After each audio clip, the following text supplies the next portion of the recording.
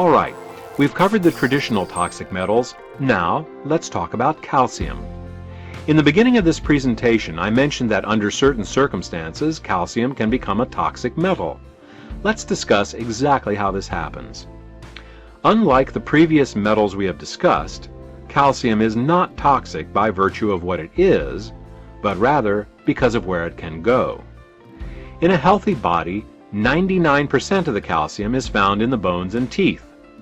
Unfortunately, as we age, our bones and teeth lose this calcium, becoming weak and brittle. This process is known as osteoporosis and tooth decay. But did you ever wonder where all this lost calcium goes? It goes into the internal organs. The most commonly known example of this toxic displaced calcium is the formation of kidney stones. Annually, nearly 3 million visits to the doctor and 600,000 visits to the emergency room in the United States are due to kidney stones. As anyone who's ever had one can tell you, passing a kidney stone can be one of the most painful experiences of a person's life. Even if calcium in the kidney doesn't form stones, it can decrease the filtering ability of the kidneys, which increases toxins in your bloodstream. Another commonly known example of calcification is gallstones. Symptomatic gallstones account for more than 600,000 hospitalizations and more than 500,000 operations each year in the United States. Most people who have gallstones, however, never know it. Even small gallstones that do not produce the kind of obvious symptoms that make one seek medical attention can cause problems. Gallstones can block the excretions of bile from the gallbladder into the intestines. This can cause constipation, poor digestion and absorption, and a buildup of toxins in the liver and bloodstream. Well, that takes care of the two commonly known results of calcification. Now let's look at some of the less known results of calcification in the body. Calcium also accumulates in the muscles as we age. This causes tightness in the muscles, and in the extreme, leads to a condition known as fibromyalgia. If you feel the muscles of a small child, you will see that they are soft and pliable. As we age, however, our muscles become tenser and filled with knots. This is the calcification process at work. Calcium can also deposit in the arteries. This process is called arteriosclerosis and atherosclerosis. When the calcium deposits up along the entire length of an artery, it can cause poor blood flow and high blood pressure. When it builds up in one spot in particular, it can cause a heart attack or a stroke. Every day, calcium accumulates not only in the large arteries in the heart and major organs, but also in the tiny capillaries as well.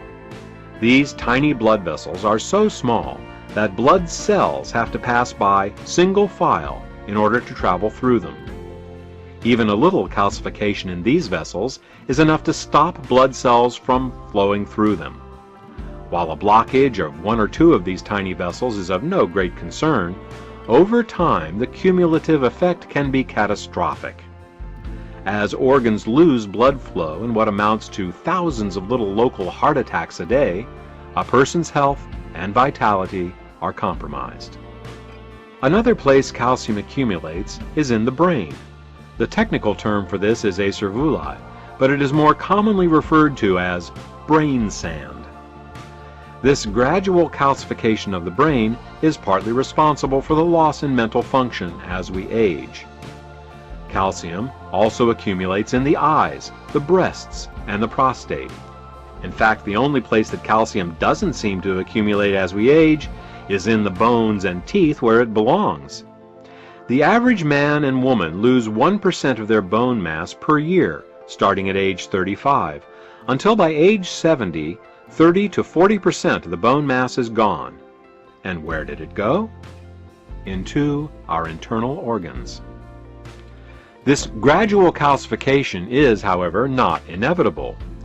The same process that we can use to remove toxic metals, such as mercury and lead, can also be used to pull this toxic calcium from our bodies. In fact, this process will not only remove toxic calcium, but it can actually put it back into the bones and teeth where it belongs. So, how can all this be done?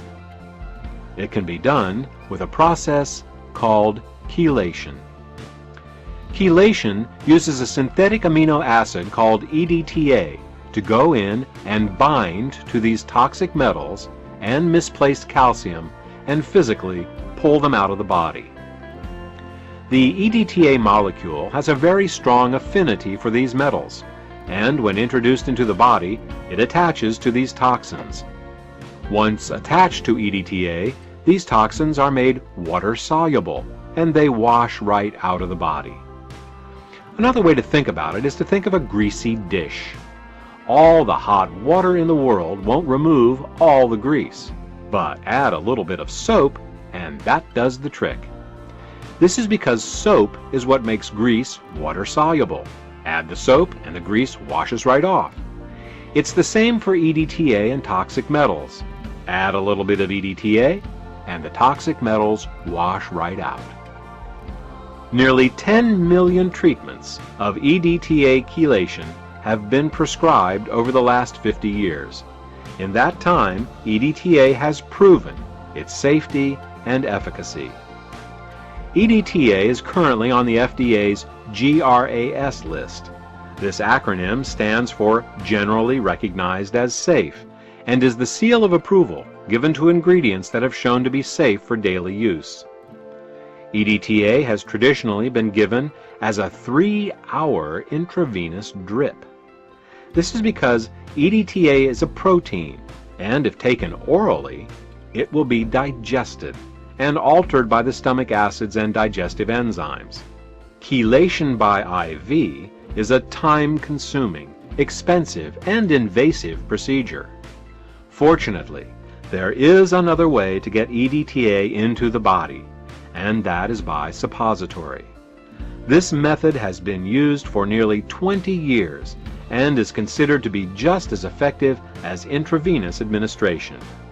Chelation by suppository is safe, convenient, and very effective. Magnesium dipotassium EDTA suppositories are now available without a prescription. If you're concerned about your level of toxic metal exposure and body calcification, contact the healthcare provider who gave you this CD. Remember, we live in a toxic world, but with chelation, we don't have to live in a toxic body.